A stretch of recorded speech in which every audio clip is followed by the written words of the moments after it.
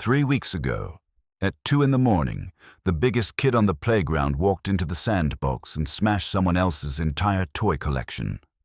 Not some of it. All of it. The command center toys, the defense toys, even the toy that was supposed to be too scary for anyone to touch. And now the grown-ups at home are getting a bill for $200 billion. For toys. This is the Iran war. And if you're confused about what's happening, why it's happening, and why it costs more than the entire allowance of most families on the planet, don't worry. I'm about to explain the whole thing. Like you're 5. Before we talk about the fight, you need to understand the playground. Imagine a playground with a bunch of kids. America is the biggest kid. Has the most toys, the most friends, and a really, really loud voice. Iran is the kid in the corner. Doesn't have many friends, doesn't have the best toys, but has one thing that everybody needs. A toy box sitting on top of an oil well. See, Iran sits right next to something called the Strait of Hormuz. Think of it as the only door to the toy room. 20% of all the world's toys, well, oil, passes through that tiny door every single day. That means Iran doesn't just have toys. Iran controls who gets their toys. And that makes the big kids very, very nervous. But here's where it gets really messy. Iran was also building something in secret. A toy that no one is supposed to have. The kind of toy that, once you build it, nobody can ever bully you again. Think of it as the ultimate Lego set. Glowing green pieces. If you finish building it, you become untouchable. Nobody messes with the kid who has the green Lego bomb. And on February 28, 2026, the biggest kid on the playground decided he wasn't going to wait around to find out if that toy was finished. February 28th. 1:15 in the morning. Everybody's sleeping. And the big kid sends over 200 paper airplanes. Not the cute kind you fold in class. The kind that carry 550 firecrackers inside. All aimed at one sandbox. Imagine the biggest pillow fight in history, except instead of pillows, it's toy bombs. Over 500 toy forts destroyed, smashed, flattened. In one single night. Toy bases, gone. Toy shields, shattered. Toy missile launchers, crushed into plastic dust. Even the secret Lego lab where the green bomb was being built, smashed to pieces. And here's the part that really changes the playground. The kid who ran Iran's whole crew, the boss of the group, the one who told everyone what to do, got knocked out, along with 48 of his friends. The kid in charge of defense? Gone. The kid running the guards? Gone. The kid who commanded the whole army? Gone. All of them, in one night. Iran woke up with no leader, no shields, no plan. Just a big pile of broken toys where their sandbox used to be. But here's what the big kid didn't expect. When you smash someone's toys, they don't just cry. Sometimes they grab whatever's left and start throwing. And that's exactly what Iran did. Grabbed every broken toy, every leftover firecracker, every toy drone that still had a wing, and started chucking them everywhere. Toy missiles at Israel's playground, toy firecrackers at Saudi Arabia's backyard, toy drones at America's bases across the whole neighborhood. They even threw a toy ballistic missile at Diego Garcia, a tiny little island that America uses as a secret toy storage thousands of miles away across the ocean.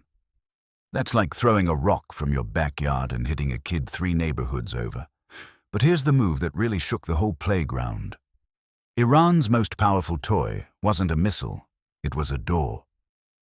Remember the door to the toy room? The Strait of Hormuz, the only way in or out. Iran slammed it shut, locked it, put a big fat padlock on it. 20% of the world's oil, stuck behind a locked door. And suddenly, this wasn't just Iran and America's fight anymore. This was everyone's problem. Imagine every kid on the playground needs juice to keep playing, and the juice truck can't get through because 2 kids are fighting in front of the only gate. The price of juice boxes jumped 13% in 2 days. Everything that needs juice to run, bikes, scooters, snack machines, all cost more now, for everyone, everywhere.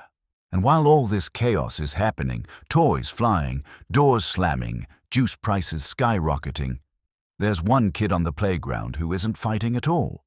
He's just sitting on the sidelines, in a lawn chair, eating popcorn, counting his coins. Russia. Before the big fight started, Russia was broke. Their piggy bank had a crack down the middle. Coins were falling out. Other kids had been pranking Russia for years, hiding their toys, messing with their lemonade stand. Russia needed juice to sell at 59 coins a bottle just to not go bankrupt. It was selling for 50. The piggy bank was dying. Then the fight happened. And in 2 days, just 2 days, the price of juice shot up from 72 coins to 82 coins a bottle. Russia's juice suddenly cost exactly 59.80 coins, the exact number they needed, down to the penny. The crack in the piggy bank magically healed. Coins started flowing back in, not because Russia did anything smart, because 2 other kids set the playground on fire, and Russia happened to sell fire extinguishers. Well, juice. But same thing. One of Russia's friends posted online right after the fight started. His message? 100 coins per bottle coming. He wasn't worried. He wasn't warning anyone. He was celebrating. In playground terms, Russia is the kid who watches 2 other kids fight, then sets up a popcorn stand and charges admission, and if one of those fighting kids happens to be his best friend, well, best friends don't pay the bills. Juice does. And you know what makes it even crazier? The country that got smashed, Iran, is the same country that gave Russia thousands of toy drones just 2 years ago. Drones that Russia used to throw at another kid named Ukraine. Iran literally kept Russia's toy supply alive. And when Iran needed help, Russia sent a greeting card. Our thoughts are with you. That's it. Now let's talk about the bill, because every fight on the playground has a price tag. The first week of the fight cost 11 billion coins. The first week. That's more coins than most kids will ever see in their entire lives. And the big kids' parents, that's Congress, just got a bill for 200 billion more. Let me make that make sense in playground money. 200 billion coins. You could buy every single toy store in the country, every one. You could buy every NFL team, every NBA team, every baseball team, and still have enough left over to buy a couple of small playgrounds. You could give every family in America 500 coins, or you could spend it on toy missiles. America chose toy missiles. And here's the wild part. The kids in the red caps and the kids in the blue caps both looked at that number and said the same thing. That's reckless. These are kids who agree on nothing. They fight about everything, but they both agree that 200 billion coins for a fight that nobody voted for? That's a lot of allowance money. Because here's the thing. Nobody voted on this fight. There was no raise of hands. No, all in favor. The biggest kid just walked into the sandbox at 2 in the morning and started smashing. And now everybody's got to pay for the broken toys. But here's the question nobody on the playground wants to think about right now. Who's watching this fight and taking notes? Taiwan is watching. Taiwan has America as its best friend. Its only powerful friend, really. And Taiwan just watched what happens when your best friend decides someone else's toys are more important than your friendship. Taiwan is holding the phone right now, calling America, and nobody's picking up. North Korea is watching. North Korea has China as its big protector, and China just watched its best strategic partner, Iran, get absolutely flattened while China wrote a note that was exactly 13 words long. 13 words. That's all 36 years of friendship was worth. One sticky note. Every small kid on the playground with a powerful friend is doing the exact same math right now. If they didn't help Iran, will they help me? And the scariest answer isn't no. The scariest answer is only if it's profitable. The Iran war isn't just a fight, it's a lesson about how the playground really works. The biggest kid has the most toys.